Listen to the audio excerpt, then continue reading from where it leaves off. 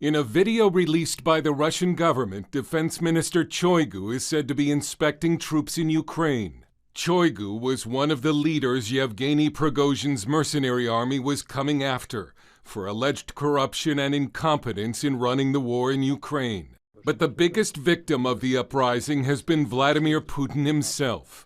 One UK newspaper cites British intelligence that it was Kremlin threats against the families of Wagner Group leaders that forced them to abandon their march to Moscow.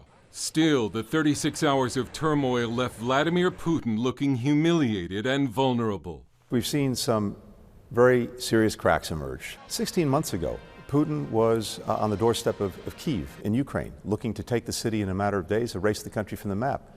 Now, he's had to defend Moscow. Friday, Prigozhin, a longtime Putin ally whose Wagner private army has been fighting alongside Russia in Ukraine, announced a march for justice, effectively an uprising against Russian military leaders. Wagner forces seized control of 2 Russian military hubs in the south Friday, and Russian media reported the downing of several helicopters and a military plane. In Rostov-on-Don, Russians were seen cheering and applauding as Prigozhin and his convoy headed to Moscow. But they never made it, turning back just 120 miles from the capital, amid reports of a deal with Putin calling for Prigozhin to leave Russia for nearby Belarus. Russia now says it's dropping its charges of mutiny against Prigozhin.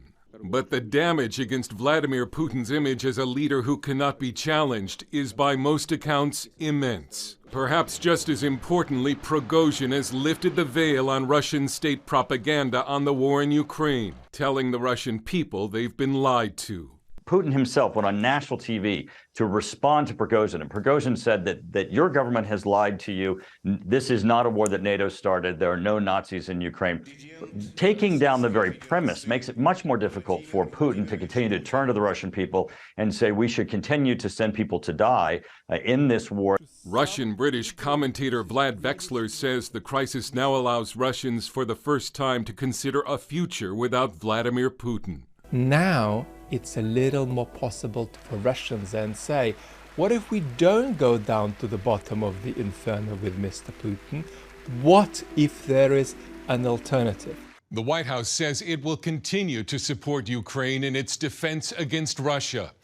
In a phone call, President Zelensky asked for more weapons and shared concerns that Russia may be planning to blow up the Zaporizhzhia nuclear power plant. Hurd, CBN News.